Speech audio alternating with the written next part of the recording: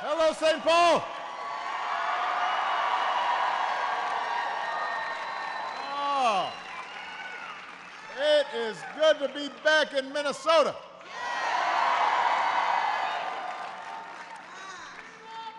I love you back. That's why I came here. It's great to see you. Although, can I just say that when we got off the plane, Secretary Fox, who is from North Carolina, turned to me and he said, "This is the coldest I've ever been in my life." Now we were only out there for like a minute, which goes to show how soft these folks from North Carolina are when it comes to the weather. I, on the other hand, from Chicago, I walked off those stairs, I was like, this is balmy, this is great. And February in Minnesota, can't beat it. Cannot beat it. In addition to Secretary Fox, who I want to give him a big round of applause for that introduction.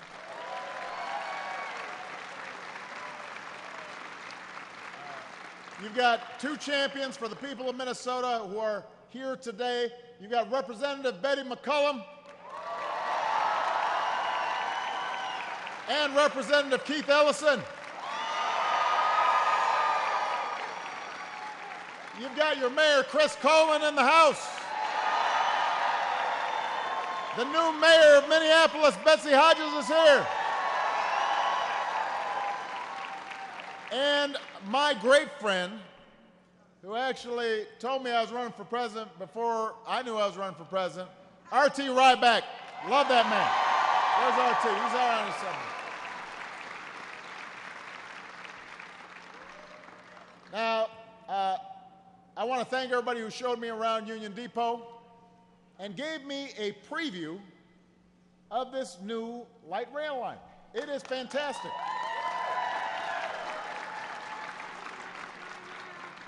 And I also just want to say, even though he's not here today, I want to say to everybody how Michelle and I have been keeping in our thoughts and prayers one of the great Americans that we know, as well as a great Minnesotan, Walter Mondale.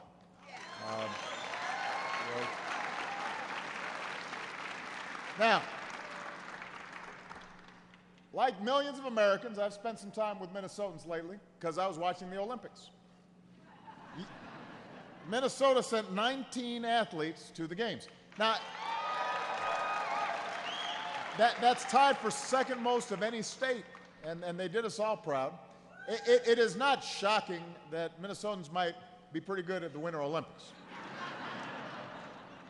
What is particularly interesting is that once again, the tiny town of Warroad proved that it really is Hockey Town, USA, thanks to TJ Oshie and Gigi Marvin, who we're just so proud of. And TJ's shootout performance against the Russians, I must say I enjoyed a lot. I tweeted at him about it. So we've spent some time over the last few weeks on hockey, but I'm not here to talk about hockey. By the way, I cannot play hockey. I grew up in Hawaii. We do not have hockey in Hawaii.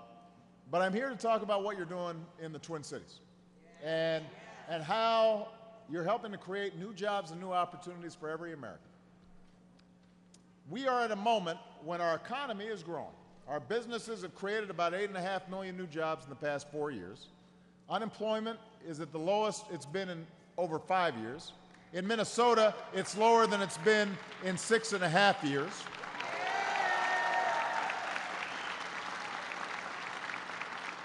And by the way, you've got a great governor who I served with in the Senate, Mark Dayton, who's helping to make that happen.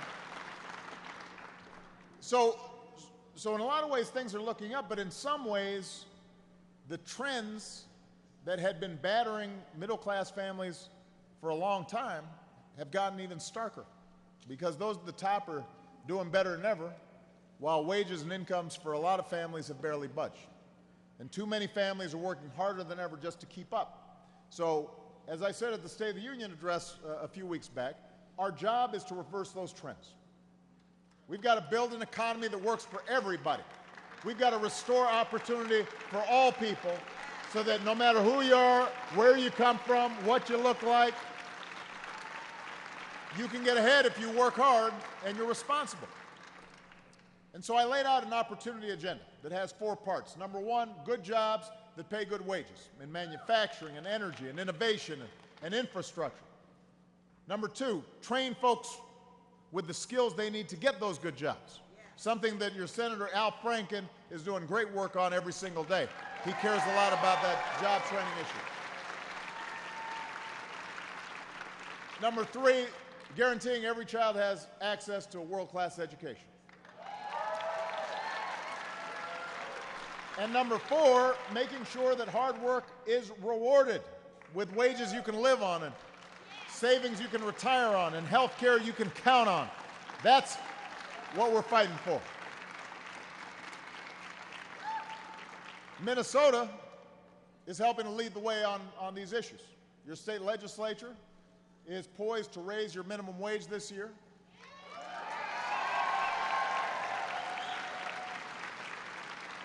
In my State of the Union address, I called for a new women's economic agenda. It's actually a family economic agenda, equal pay for equal work, paid sick leave and more, and there are leaders in your state legislature that are working hard at this because they know when women succeed, America succeeds.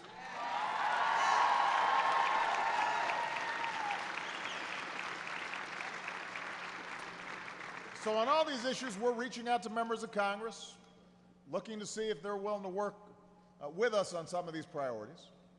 But what I also said at the State of the Union is, in this year of action, whenever I can partner directly with states or cities or business leaders or civic leaders to act on this opportunity agenda, I'm going to go ahead and do it.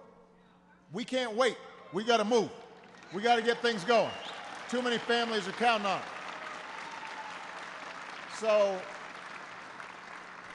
Yesterday, I launched new hubs to attract 21st century manufacturing jobs to America.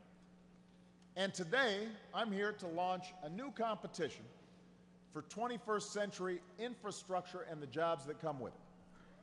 Because any opportunity agenda begins with creating more good jobs. And one of the fastest and best ways to create good jobs is by rebuilding America's infrastructure. Our roads, our bridges, our rails, our ports, our airports, our schools, our power grids. We've got a lot of work to do out there, and we got to put folks to work.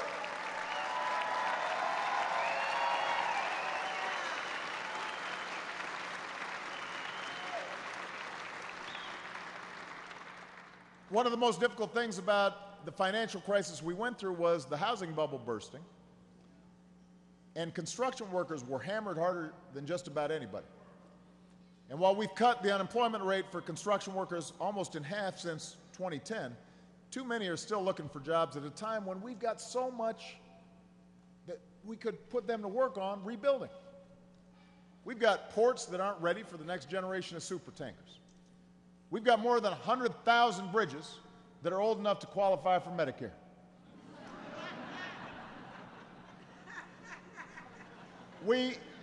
Everybody knows, and nobody knows better than Minnesotans, when we've gone through a winter like this, roads are wrecked, full of potholes all across the country.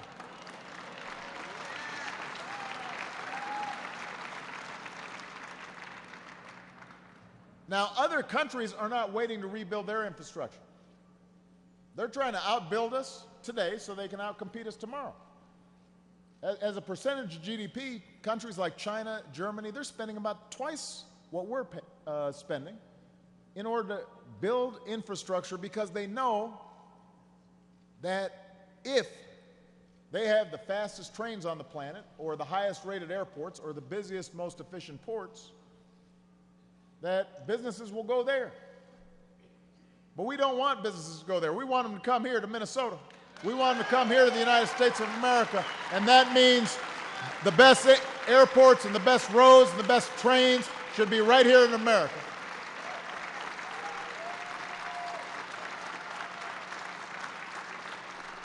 At a time when companies are saying they intend to hire more people this year, we need to make that decision easier for them. And we can create jobs at the same time.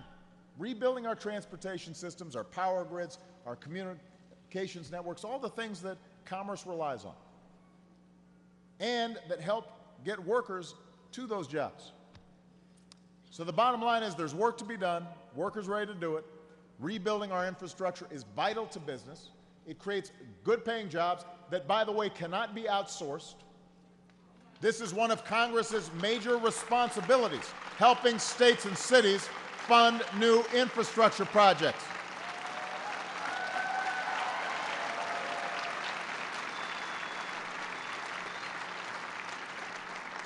And part of the reason I'm focused on this is Congress has an important deadline coming up. If Congress doesn't finish a transportation bill by the end of the summer, we could see construction projects stop in their tracks. Machines sitting idle, workers off the job. So next week, I'm going to send Congress a budget that funds rebuilding our transportation infrastructure in a more responsible way by doing it over 4 years, which gives cities and states and private investors the certainty they need to plan major projects. Projects like repairing essential highways and bridges, building new transit systems in fast-growing cities and communities so folks who live there can get to work and school every day and spend less time sitting in traffic.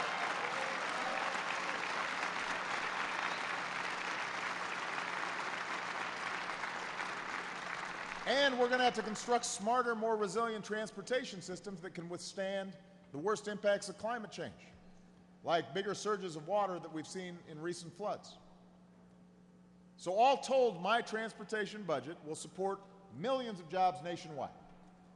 And we'll pay for these investments in part by simplifying the tax code. We're going to close wasteful tax loopholes, lower tax rates for businesses that create jobs here at home, stop rewarding companies for sending jobs to other countries, use the money we save in this transition to create good jobs with good wages, rebuilding America.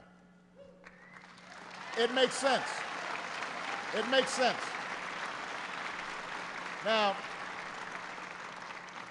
I'll be honest with you, there are leaders in both parties who are willing to reach across the aisle in Congress when it comes to American infrastructure. They know how important it is. And infrastructure didn't used to be a partisan issue. It shouldn't be Democrat or Republican. Everybody uses roads, everybody uses ports, airports. Unfortunately, time and again over the past few years, there have been some Republicans in Congress who've refused to act on common sense proposals that will create jobs and grow our economy. You know, partly, it's not that I guess they don't like roads, they just don't want to pay for them. And, you know, it doesn't work that way. You got to come up with a way to get these projects going. So while Congress is deciding what it's going to do next, I'm just going to go ahead and do what I can to create more good jobs. And that's why I came here to St. Paul. That's why I came here to St. Paul.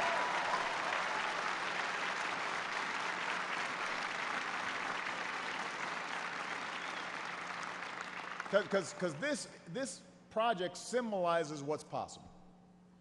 Union Depot was renovated and expanded with the help of what we call Tiger Grants. These are competitive grants that we created as part of the Recovery Act, also known as the stimulus, which actually worked despite what everybody claims.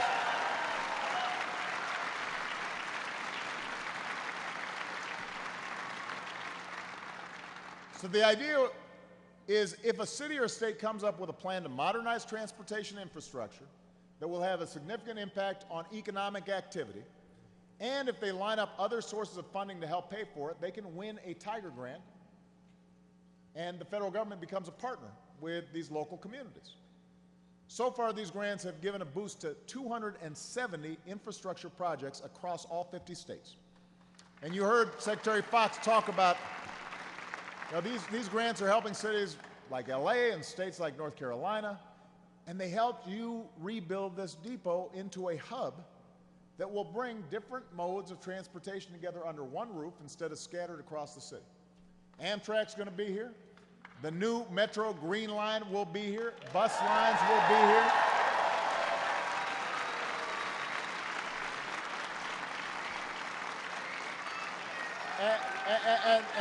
And I just had a chance to take a look at some of those spiffy new trains. They are nice. And they're energy efficient. They're going to be reliable. You can get from one downtown to the other in a little over 30 minutes instead of, when it's snowing, being in traffic for 2 hours.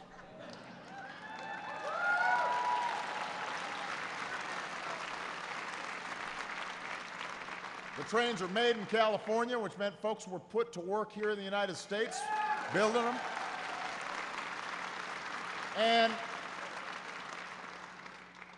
And here's the best part of it. Not only have you made a more efficient transportation system, cutting down commutes, saving on gas, reducing carbon pollution, but this depot has also helped to boost economic development in Lower Town St. Paul.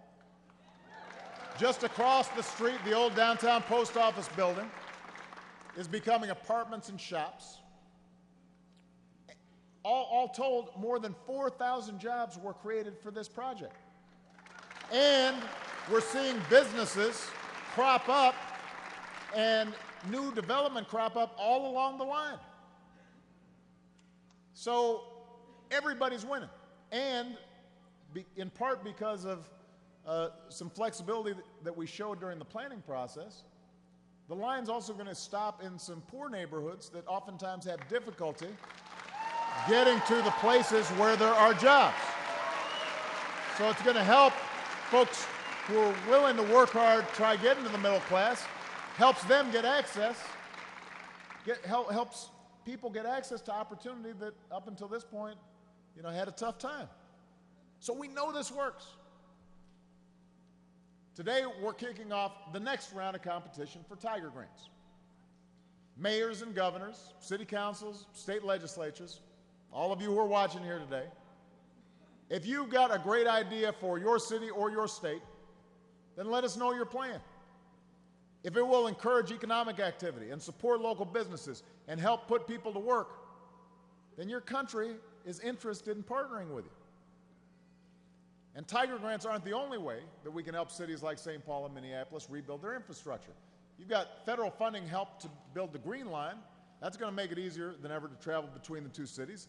You got more than 5,000 construction workers from all over Minnesota helping to build it. Nearly 200 police officers, train operators, maintenance workers are being hired. And that's not counting all the jobs that are being created from the offices and the apartment buildings that are going to be built along the line. Because the trains stopped at